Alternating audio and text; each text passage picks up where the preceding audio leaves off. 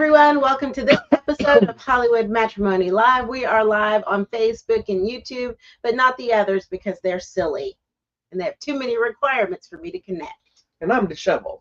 Okay, we're going to talk about some movies today. We have 2 movies to talk about, so it'll be hopefully a streamlined show. But then again, we talk a lot sometimes, so you never know what's going to happen. Sometimes. Okay, well, and there's a lot of movies I got to tell you about that are coming up this week. A lot of movies we haven't seen either. It's been hectic. Yeah. All right, what do you want to talk about I don't first, my care. love? Because we got 2 options. You pick one and let's go for it. Well, let's just go with this one. I've actually been anticipating and excited to watch the new movie Drop that came out in theaters this weekend. It stars who? That lovely lady and the guy that I thought was nice looking because he has like a beard and I thought he was like manly. And I was like, I was doing this at the theater. I was like, because I was like, hey, Brandon this guy. Skelmar, or I don't know how you say his last name. He's from 1923. Mm. Not like the time, but the TV show. He was also in It Ends With Us. Okay. But he's like, that movie's dumb. And then Megan Faye, who, where would we know her from?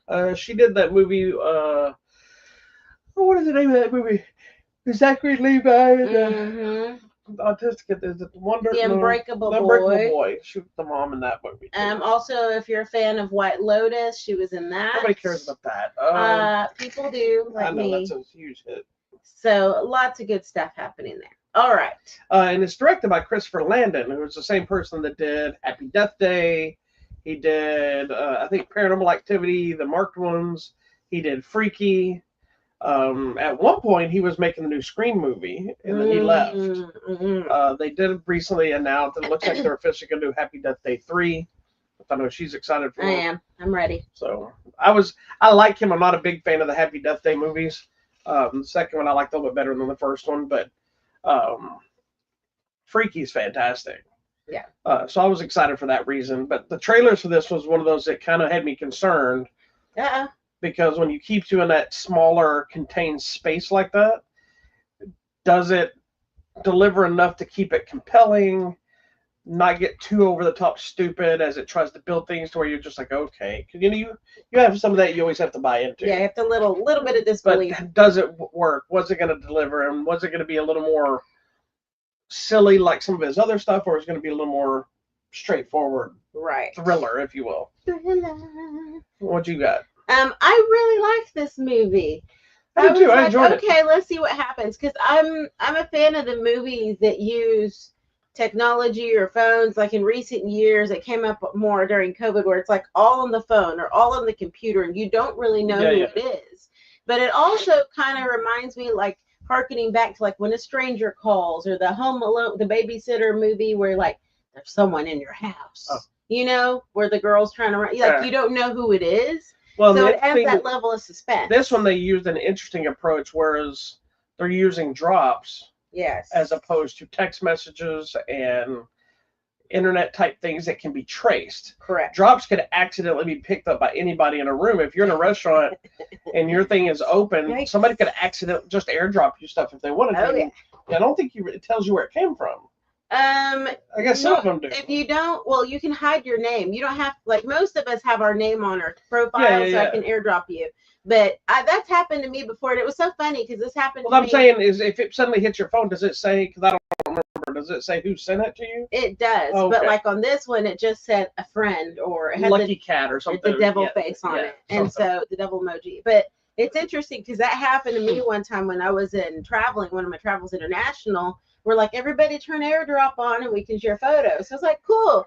Except someone that was not in our group was sharing photos with me. And I was just like, they were just probably hitting the wrong button all the time. Decline. So it was just, it's awkward. Yeah, anywho. So it made it interesting. Yeah, so this one you see in the trailer where she's on a date, first date with this guy. And suddenly she gets an AirDrop that's like, you need to kill your date or I'm going to kill your child. And my biggest concern with this too was it going to be pretty obvious who it is? Was it going to be a stupid twist? You know, and what I'll give this movie credit for is that it has a pretty heavy opening to set the tone, which also I was upset with the opening at first Because I thought it was going to pull one of those just the end of the movie, and there were circling back. Yeah, no. Then I realized, oh no, this is a whole different thing. It's just giving us some information. Yeah, so it gives some context into her paranoia of being there and doing things.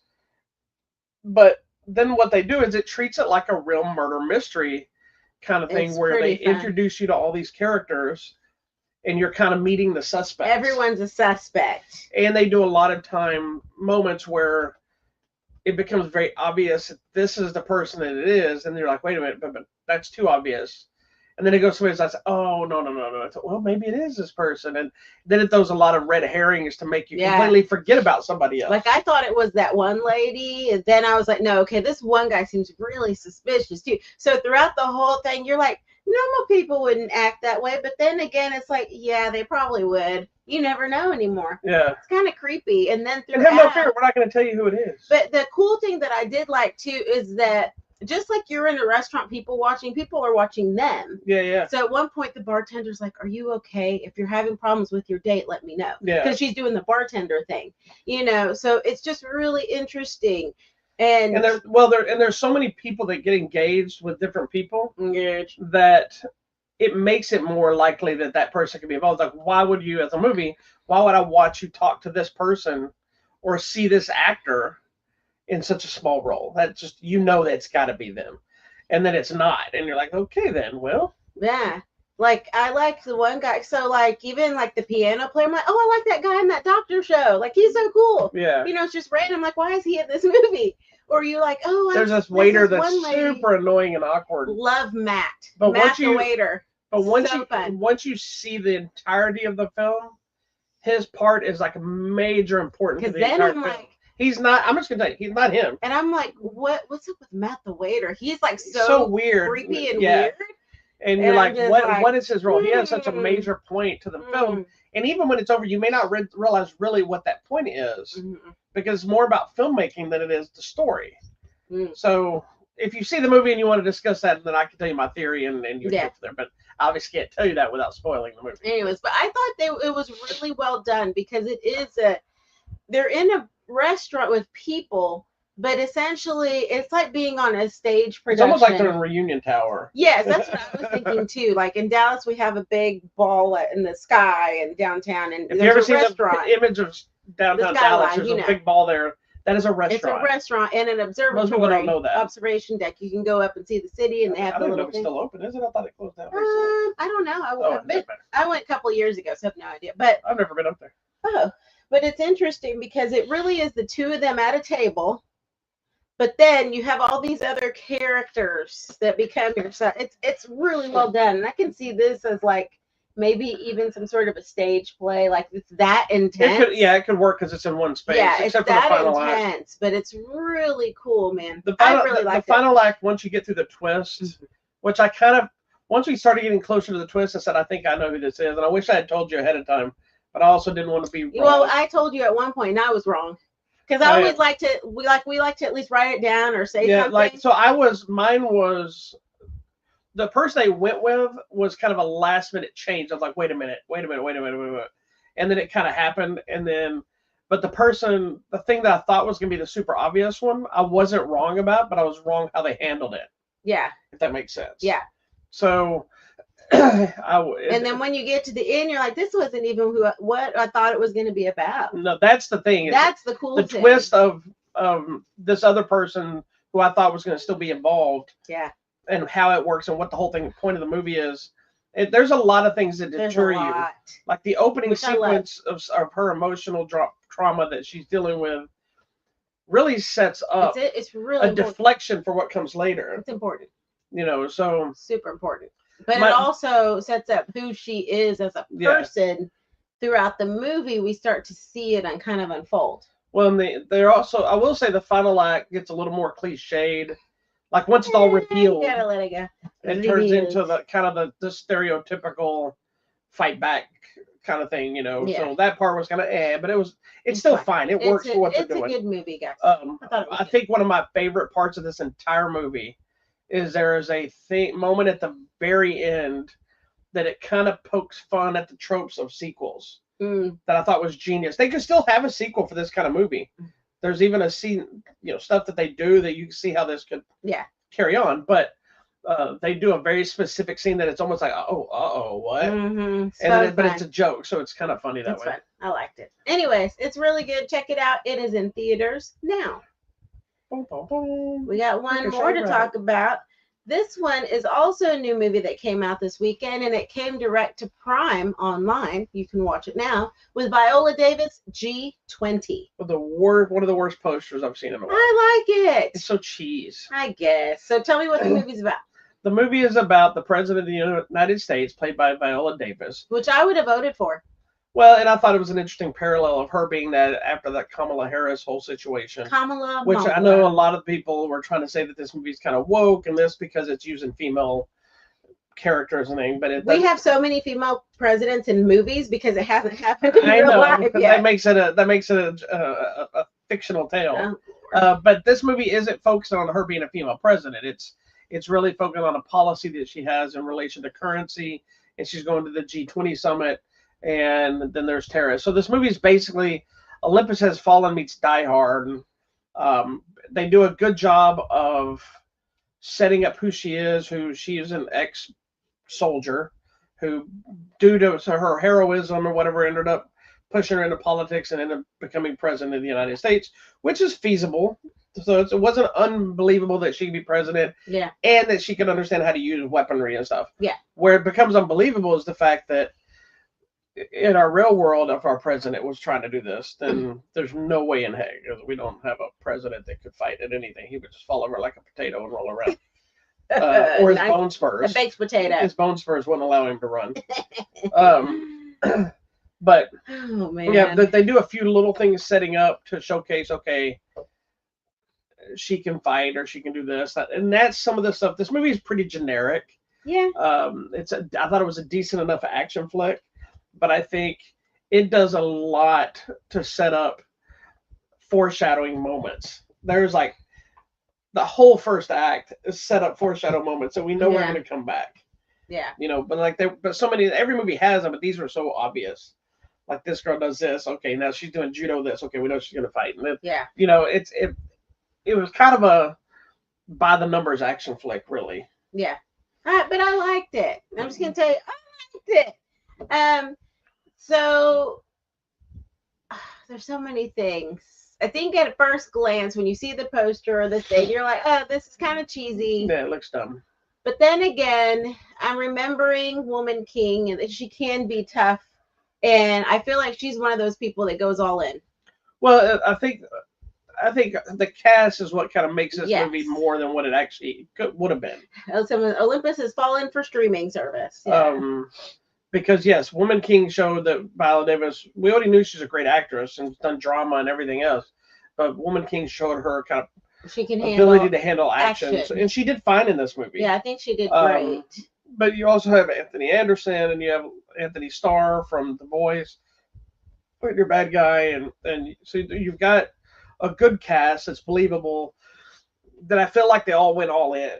Yes. And so I think it helped make the film feel like, I mean, it's a good action flick. It's not breaking any boundaries in the genre down. It's something that I could see being made in the 80s or the 90s with, like, whether it was a man or a woman, Cynthia Rothrock or Natasha Henstridge or somebody that Sigourney Weaver.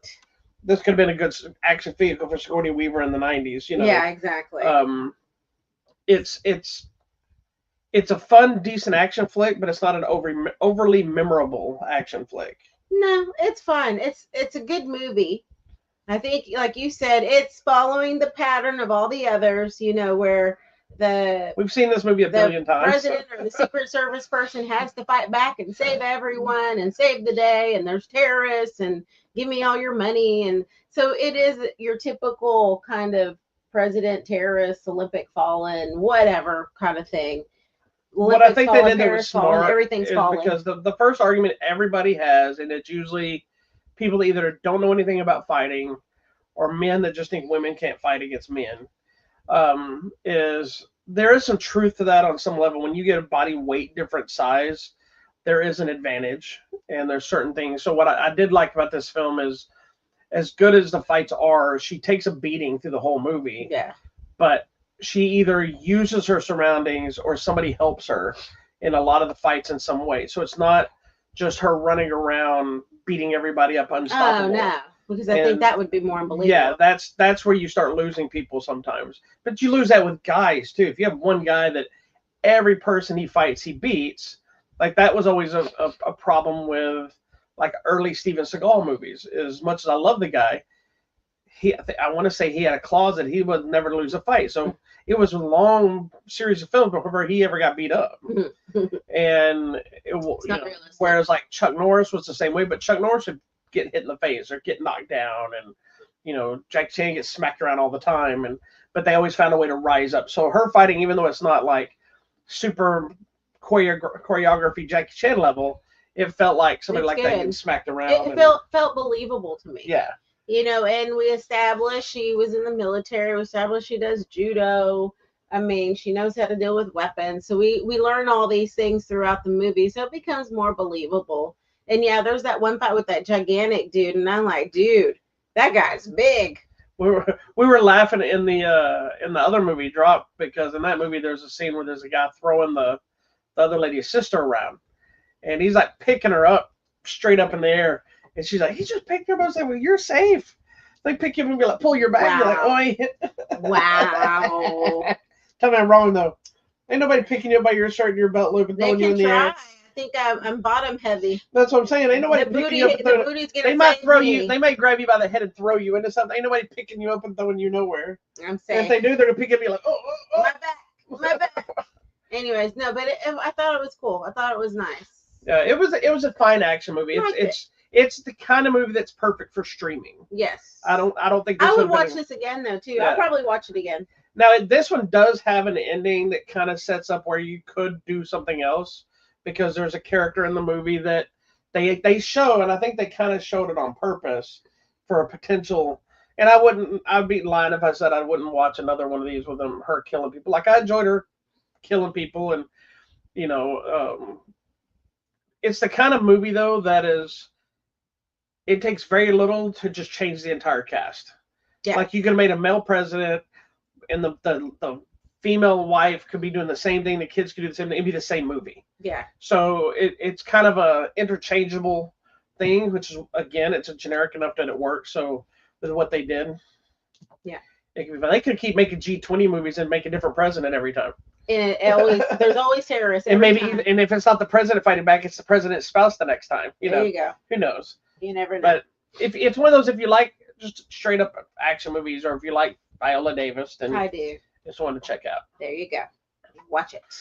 All right, babe. So tell me what is coming out. Oh, we're done already. Yeah. Short one today. I forgot. It's a short one. It's not a huge week, but we have Lower Decks, the complete series, which is the animated Star Trek show that's hilarious. It's a great show. If you've never watched it, you really should check it out. It's not as parody as a lot of people thought it was going to be. And there's even an episode. Did you see the episode that crossed over? Or did you not get to that yet? Then to Crossover to Strange New Worlds? Yes, I did. You did watch that one? Yes. So that was kind of interesting how they did that. Chungking Express is getting a Criterion Collection release. Sonic the Hedgehog 3 is coming out, which we may actually have a copy of it on our website at HollywoodMatrimony.com. Movie I was eager to see that if they don't send it to me, I'm going to have to find it. Hard Eyes is coming out. Oh, I want to see that. Yes. They didn't send it to me yet, so I may have to rent it, figure it out. We'll figure that out. Another one I'm looking forward to that I'm hopeful have before the release date is Batman Ninja versus Yakuza League, which is the next animated one. You've seen Batman Ninja, which this is a sequel to I'm down. Yakuza League. That comes out this week. What else was there? Something else. Oh, I just closed my whole thing. Sorry. Hold on. Let me go back to it. Oh, that's not the one I want. I'm doing everything wrong today. What was the other one? Nope, that was it. Okay. Well, coming out at the theater or on their line, there is a lot happening this week. So sit with me. Sit tight. We can do this.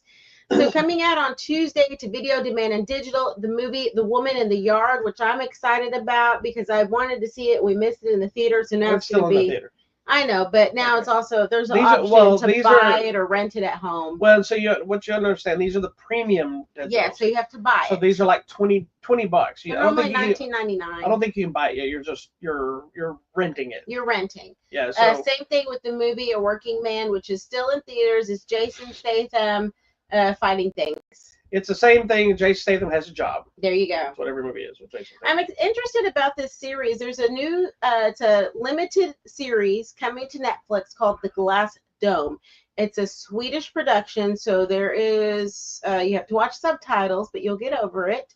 And it's about this girl, or this woman now, that when she was a girl, she was kidnapped and kept in a glass case.